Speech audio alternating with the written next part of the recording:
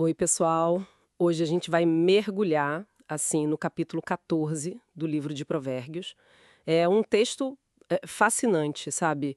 Cheio de contrastes, observações sobre como a gente age e, claro, as consequências disso. Exato. A ideia ali é muito forte, né? Fica o tempo todo explorando essa diferença básica entre sabedoria e tolice, retidão e maldade, e como essas escolhas moldam a nossa vida. Sim. E já começa com uma imagem poderosa, né? O versículo 1. A mulher sábia edifica sua casa, mas a insensata, com as próprias mãos, a derruba. Já dá o tom assim. Ou você constrói com sabedoria, ou. Ou destrói pela falta dela, né? E essa sabedoria, o capítulo mostra que não é algo abstrato, é prático. É entender o próprio caminho, como diz o versículo 8, é pensar antes de agir, sabe? O versículo 15 fala disso. Refletir sobre os passos. Isso. E ter o que o texto chama de temor do Senhor, que no fundo é um respeito pelas consequências, por uma certa ordem das coisas. E isso leva à proteção, está lá no versículo 3, e ao conhecimento, que o versículo 6 diz ser fácil para quem tem discernimento. É verdade. E a tolice, por outro lado, parece um ciclo que se alimenta, né? Ela engana, como diz o 8, leva à autossabotagem, tipo aquela vara nas costas da própria fala no versículo 3. Com certeza. E o resultado da tolice, como diz o 24, é mais tolice. A pessoa parece que nem se toca do erro. Chega até a zombar da ideia de precisar consertar algo, né? Como no versículo 9. É uma espiral mesmo. E essa divisão aparece forte também na retidão versus maldade. O destino de cada um é bem contrastante. A casa do ímpio destruída, mas a tenda do reto, essa floresce. Versículo 11. E de novo o temor do Senhor como divisor de águas ali no versículo 2. Exato, esse respeito fundamental. E as consequências são claras. A retidão oferece refúgio seguro, versículo 26, uma fonte de vida que, olha que interessante, vale até na hora da morte, diz o 32. Nossa. E vai a lei. A justiça exalta uma nação inteira, está no 34. Já a maldade, bom, leva à ruína, como diz o 32, a vergonha coletiva no 34. E tem aquela ideia, né, de que, no fim, os maus se curvam diante dos bons. Versículo 19. Hum. E o capítulo também desce para umas coisas bem do dia a dia, né? Trabalho, recursos.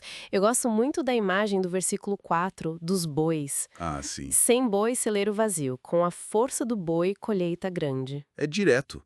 Sem esforço, sem investimento, não tem resultado. Total. E conecta com o versículo 23, né? O trabalho duro traz proveito, mas só ficar falando, isso leva à pobreza.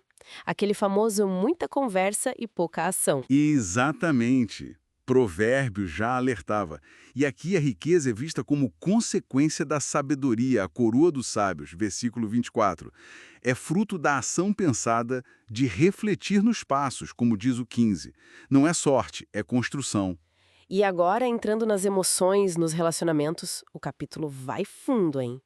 O versículo 10, que fala que cada um conhece a própria dor e ninguém de fora participa da alegria íntima. Sim, a privacidade da alma, né? Ou 13, que diz que mesmo rindo, o coração pode estar doendo. Mostra uma sensibilidade para a nossa complexidade interna. Pois é.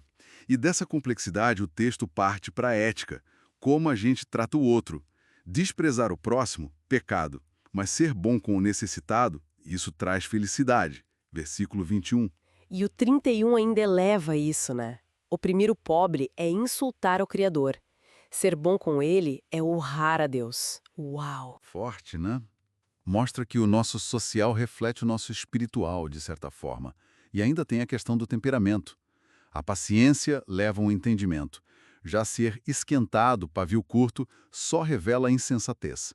Versículos 29 e 17. Ah, sim.